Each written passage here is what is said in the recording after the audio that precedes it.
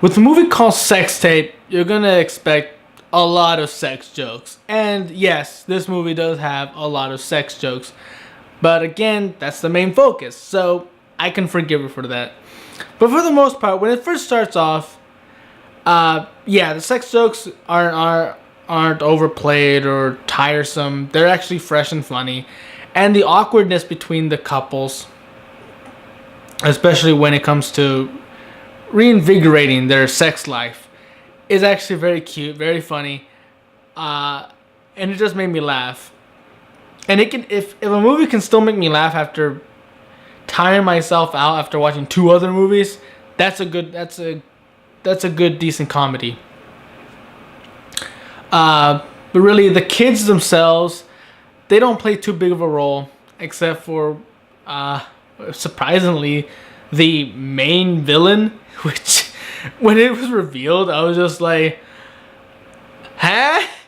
Why is this fat little turd the villain? Why is he blackmailing? How old is he? He's like 12. Why is he blackmailing with a sex video?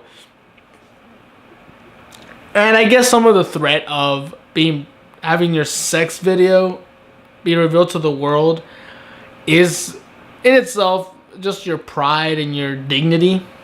But it's even more so when they're part of a community. They're seen as these good people, and to have them be seen as sex-craved addicts would be horrifying to them. Although we don't really know what their jobs are. For the husband, I feel like he works for the radio station, but exactly what he does, I have no idea. But for some reason, he gets a lot of iPads, and he gives them to random people. It's like, I got extra iPads here. You give it here, give it here, give it here, give it here, give it here. And that's one of the reasons why so many people have the sex tape, because he just randomly gave out iPads to anyone. It's like, I'm not using this, so here you go. I'm not using this, so here you go. And as far as the wife goes, I don't know what she does. It seems like she creates blogs for people to go on and type up problems and so they can get solutions. But she sells it.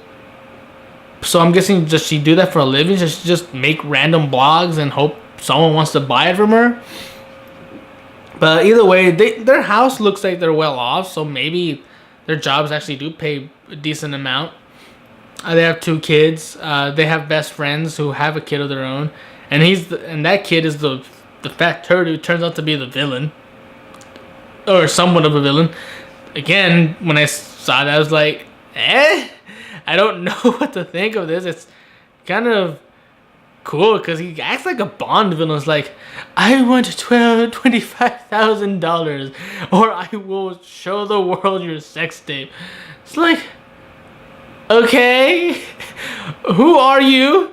How old are you? How can you do all this? And I'm not the most tech savvy person, so I can get behind the main characters not knowing how to use technology, or they use technology but don't know exactly 100% how it works. And I like how there's no real jerks in this one, especially when they go in to try to destroy the server where their sex tape was uploaded to YouPorn. And they just have this long list of just random porn sites that apparently there's this like possibility of war against each other. Who are you? What website do you belong to? Why are you attacking us?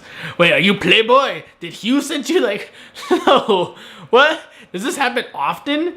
I would actually like to see that. I would like to see a spin-off movie of just all these porn websites, just a constant battle with each other. We are the superior porn site. No, we have the biggest breasts on our porn site. Oh, God. This is probably not even about sex tape anymore. It's just, I can't get the thought of porn sites battling each other for supremacy on the internet. It's just a crazy idea that I would love to see a spin-off series of. But, back to the actual movie. The comedy throughout the whole thing is sex, awkward situations, and relationship problems. And if you can relate to that, you'll probably find this incredibly hilarious, because most of the people in the theater I was in were couples, and they were laughing their asses off. So maybe they understood what was going on and how these people felt in the theater. But yeah, even it was funny every now and then. I laughed. I chuckled.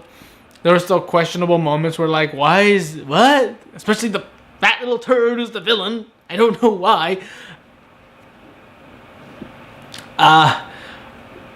But either way, it's mostly the threat of having a public image destroyed. That's the main conflict. Of someone seeing their sex tape, uploading to everyone, everyone just immediately starts saying, you sex deviants, you addicts, children have iPads so they can watch it too. What the hell's wrong with you? But you can also understand why they did it. It's a difficult thing, marriage, and having a proper sex life after marriage. You have children, you have responsibilities, you have jobs, you gotta take care of each other. So it's very difficult to find that time. And even when you do, it's probably been so long that the normal stuff doesn't work for you. You gotta get creative and ignite the fire. And so you can understand why they did it in the first place. And then you can also understand why they're so desperate to destroy it after. And if you're wondering, no, they don't really show the actual sex. There are montages of their faces and some of the moves they pull off, and their asses, a lot of asses, both male and female, so equality. But for the most part, yeah, this is a decent comedy.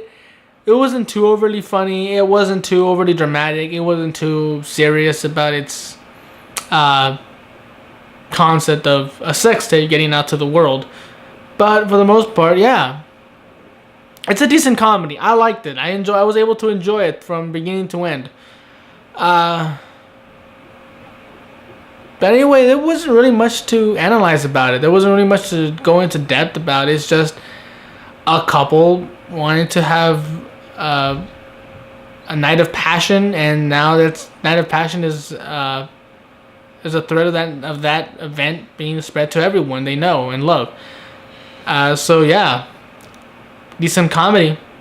And, if you like the actors in this, if you have can relate to the problems these people have, go ahead, watch it. You'll probably like it, probably laugh a lot. But anyway, yeah, I'm Tony Dragon. Bye.